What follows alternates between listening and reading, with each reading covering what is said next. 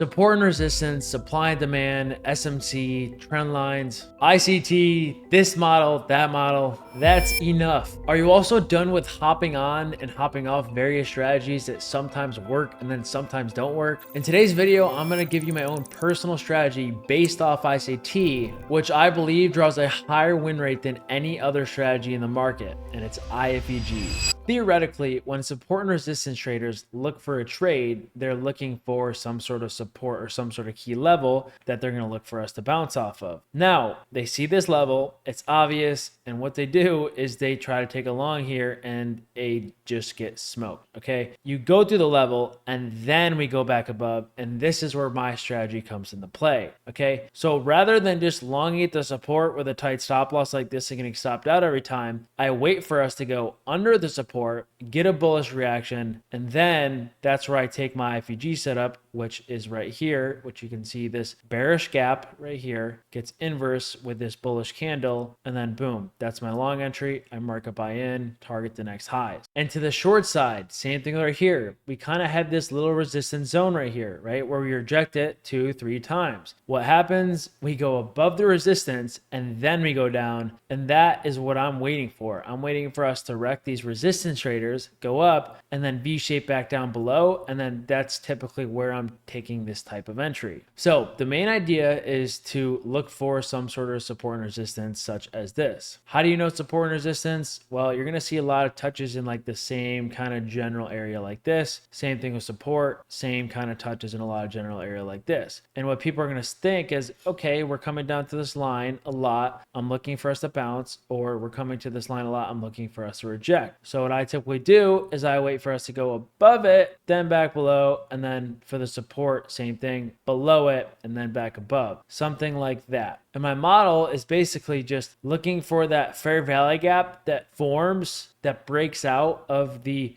support or resistance. And then I look for that to be inversed. And then that's when I enter and take something along the lines of this right here. Okay, so let me just show you a few examples. So right here, you can kind of see price touches the zone about 3 times. Okay, and if I go in the replay mode, I'll just show you what I mean. But you can see price starts to form this support type of level. So what I do is I wait for a bearish fair value gap to break it, making it look like it's going to be bearish. So something like this. And then I wait for that bearish fair value gap to just get completely smoked back to the upside. Boom. Here's where I'm longing. And then obviously I'm going to target the opposing direction, which you can see this absolutely just prints. Now, of course, my model has rules and stipulations. For example, this one I may not have taken because we hit the internal high first, but I'm just showing you the general idea of what I look for so you can work on taking your own trades in the future. Again, another example right here. We kind of have a lot of touches at the same general area, and then all of a sudden we go up, break it, and then V-shape right back down, getting this bullish fair value gap completely inversed, and then boom, we literally just go straight down, as you guys can see, like this. And again, it's a very simple concept, yet it works most of the time. Now, of course, this will never have a 100% win rate, as I've seen, it fail during,